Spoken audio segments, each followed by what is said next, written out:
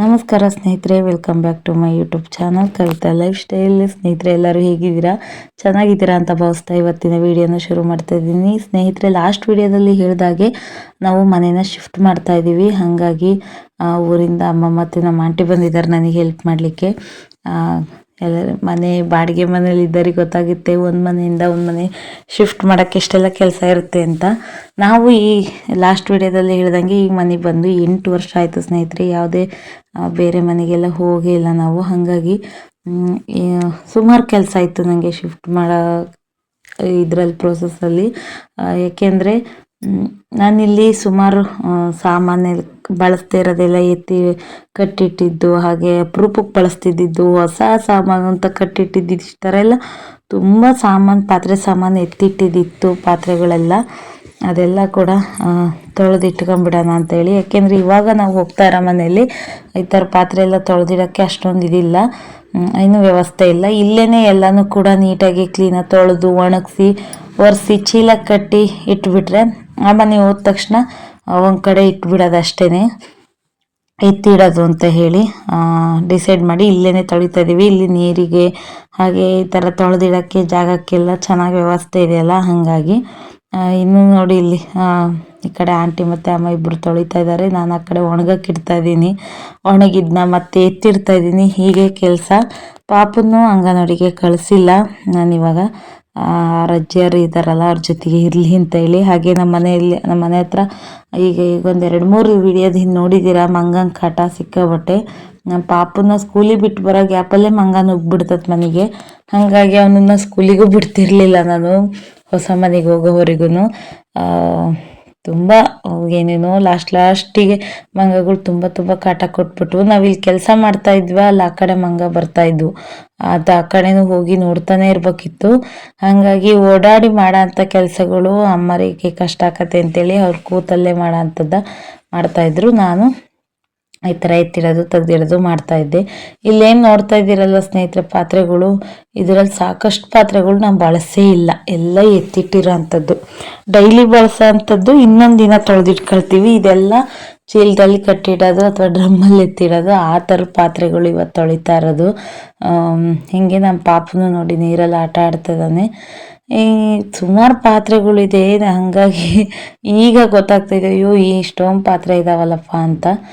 ಆದರೂ ಎಲ್ಲರೂ ಜಾಸ್ತಿ ಜನ ಸೇರಿದಾಗ ಬೇಕಾಗುತ್ತೆ ಸ್ನೇಹಿತರೆ. ಹೀಗೆ ಇನ್ನು ನೋಡಿಲಿ ತೊಳೆದಿದ್ದೆಲ್ಲ ಈ ಥರ ಒಣಗಕ್ಕಿಟ್ಟಿದ್ದೀವಿ. ಇದನ್ನೆಲ್ಲ ಒಂದೊಳ್ಳೆ ಬಟ್ಟೆಯಲ್ಲಿ ಒರೆಸಿ ಆಮೇಲೆ ಒಂದು ಚೀಲದಲ್ಲಿ ಕಟ್ಟಿ ಇಡೋ ಅಂಥದ್ದು. ಇಷ್ಟೆಲ್ಲ ಪಾತ್ರೆ ಇದ್ದಾವೆ.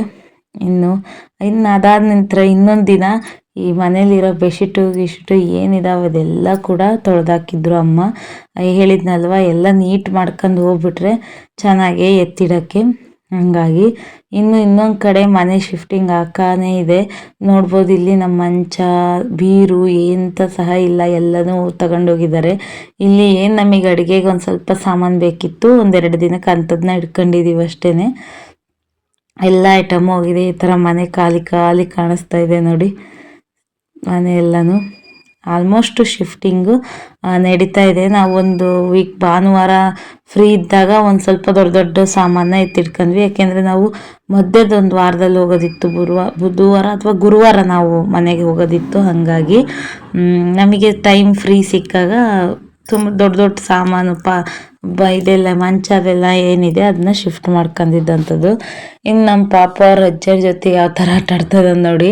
ಇನ್ನು ತಿರುಗಿ ದಿನ ನಾವು ಶಿಫ್ಟ್ ಇತ್ತು ಗುರುವಾರ. ನಾವು ಆ ಮನೆಗೆ ಹೋಗಿ ಹಾಲು ಉಗ್ಸೋದೆಲ್ಲ ಹಿಂದಿನ ದಿನದಿದ್ದು ವಿಡಿಯೋ. ಅಕ್ಕ ಬಂದಿದ್ದಾರೆ, ಹಾಲು ಉಗ್ಸೋದು ಅದೆಲ್ಲ ಏನು ಕಾರ್ಯಕ್ರಮ ಇತ್ತಲ್ಲ, ಹಾಗಾಗಿ ಊರಿಂದ ನಾನು ಒಬ್ಬಳೇ ಆಗ್ತೀನಿ.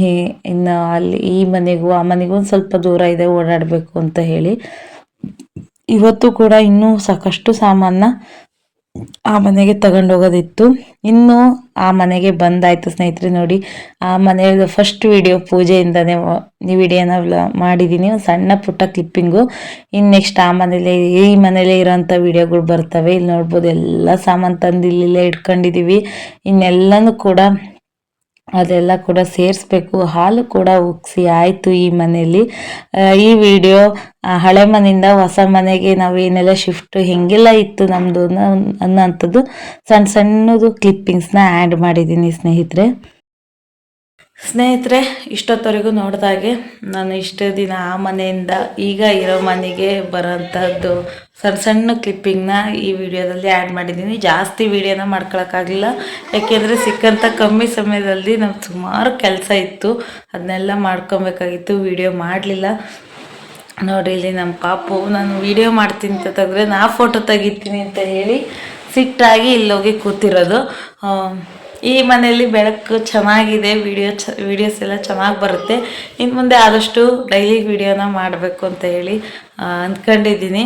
ಇವತ್ತು ಆ ಮನೆಯಿಂದ ಈ ಮನೆಗೆ ಬಂದಂಥದ್ದು ಅಷ್ಟು ವಿಡಿಯೋನ ಹಾಕೋಣ ಅಂತ ಹೇಳಿ ವಿಡಿಯೋನ ಮಾಡಿದ್ದು. ಸಾಕಷ್ಟು ಜನ ಕೇಳ್ತಾ ಇದ್ರು ನನಗೆ, ಮನೆ ಚೇಂಜ್ ಮಾಡ್ತೀವಿ ಅಂತ ಹಳೆ ವಿಡಿಯೋದಲ್ಲಿ ಹೇಳಿದ್ರಲ್ಲ, ಚೇಂಜ್ ಮಾಡಿದ್ರಾ, ಹೋದ್ರಾ, ವಿಡಿಯೋ ಹಾಕಿ ಯಾಕೆ ಹಾಕಿಲ್ಲ ಅಂತ. ನನ್ನ ಫ್ರೆಂಡ್ಸ್ ಆಗಲಿ ಯಾವ ಮನೆಗೆ ಹೋಗಿದ್ಯಾ ನೋಡೋಣ ವಿಡಿಯೋ ಹಾಕು ಅಂತ ಈ ಥರ ಕೇಳೋದಾಗಲಿ ತುಂಬ ಜನ ಕೇಳ್ತಾ ಇದ್ರಿ. Thank you. ನನ್ನ ವಿಡಿಯೋನ ಮಿಸ್ ಮಾಡ್ಕೊತ ಇರೋದಕ್ಕೆ, ನೀವು ಇಷ್ಟು ಪದೇ ಪದೇ ಕೇಳೋದಕ್ಕೆ ನನ್ನ ವಿಡಿಯೋನ ಎಡಿಟ್ ಮಾಡಿ ಹಾಕೋಕ್ಕಾಗ್ತಾ ಇದೆ ಸ್ನೇಹಿತರೆ. ಇನ್ನೂ ಎಷ್ಟು ದಿನ ಮುಂದಕ್ಕೆ ಹೋಗ್ತಿತ್ತೋ, ಏಕೆಂದರೆ ಸಾಕಷ್ಟು ಜನಕ್ಕೆ ಗೊತ್ತಿರುತ್ತೆ ನಾವು ಮನೆ ಚೇಂಜ್ ಮಾಡ್ಕೊಂಡು ಅಲ್ಲಿ ತೆಗ್ದಷ್ಟು ಇಲ್ಲಿ ಬಂದು ಸಾಮಾನೆಲ್ಲ ಸೇರ್ಸೋದು ಅಷ್ಟು ಸುಲಭ ಇಲ್ಲ. ಖಾಲಿ ಮಾಡೋದು ಬೇಗ ಮಾಡಿಬಿಟ್ವಿ, ಅಲ್ಲಿಂದ ಇಲ್ಲಿ ಬಂದು ಅವನ್ನೆಲ್ಲ ನೀಟಾಗಿ ಸೇರ್ಸೋದಿತ್ತಲ್ಲ, ಹಂಗಾಗಿ ಟೈಮ್ ಆಯ್ತು. ಆಮೇಲೆ ಈ ಮನೆಗೆ ಬಂದಮೇಲೆ ಸ್ವಲ್ಪ ಹೊಂದ್ಕೊಳ್ಳೋಕೆ ಟೈಮ್ ಬೇಕಲ್ವ ನಮಗೆ, ಹಾಗಾಗಿ ವೀಡಿಯೋಸ್ನ ಮಾಡೋಕ್ಕಾಗಲಿಲ್ಲ. ಯಾಕೆ ನಮ್ಮ ಪಾಪಕ್ಕೆ ಸಿಟ್ಟು ಬರ್ತೈತೆ. ಆದಷ್ಟು ಬೇಗ ಈ ಮನೆಯಲ್ಲಿ ನೆಕ್ಸ್ಟ್ ವಿಡಿಯೋ ಈ ಮನೆ ಹೇಗಿದೆ, ನಾನು ಹೇಗಿಲ್ಲೆಲ್ಲ ಜೋಡಿಸ್ಕೊಂಡಿದ್ದೀನಿ ಏನು ಅಂತ ಹೇಳಿ ನೆಕ್ಸ್ಟ್ ಆಗ್ತೀನಿ ಸ್ನೇಹಿತರೆ. ಇವತ್ತು ಒಂದು ಸಣ್ಣ ವಿಡಿಯೋ, ಅಡಿ ಪಾಪು ಅಪ್ಡೇಟ್ ವಿಡಿಯೋ ಏನು ನಡೀತಾ ಇದೆ ಅನ್ನೋದ ನಿಮಗೆ ತೋರಿಸುವಂಥ ಒಂದು ಸಣ್ಣ ವಿಡಿಯೋ ಅಂತ ಹೇಳಿ ಹೇಳ್ಬೋದು. ಹೋಗ್ಬರ್ತೀವಿ ಸ್ನೇಹಿತರೆ, ಸಿಗೋಣ ಮುಂದಿನ ವಿಡಿಯೋದೊಂದಿಗೆ. ಆದಷ್ಟು ಬೇಗ ಈ ಮನೆ ಹೇಗಿದೆ ಅಂತ ಹೇಳಿ, ನಮಗೆ ಇಲ್ಲಿ ಹೇಗೆ ನಮ್ಮ ಇಲ್ಲಿ ಜೀವನ ಹೇಗೆ ನಡೀತಾಯಿದೆ ಅಂತೇಳಿ ಆದಷ್ಟು ಬೇಗ ತೋರಿಸ್ತೀನಿ. ಇವತ್ತಿನ ಈ ವಿಡಿಯೋ ಎಷ್ಟೇ ಸ್ನೇಹಿತರೆ, ಹೋಗಿ ಬರ್ತೀನಿ, ಸಿಗೋಣ ಮುಂದಿನ ವಿಡಿಯೋದೊಂದಿಗೆ. ಈ ವಿಡಿಯೋ ನೋಡಿದ್ದಕ್ಕಾಗಿ ಧನ್ಯವಾದಗಳು.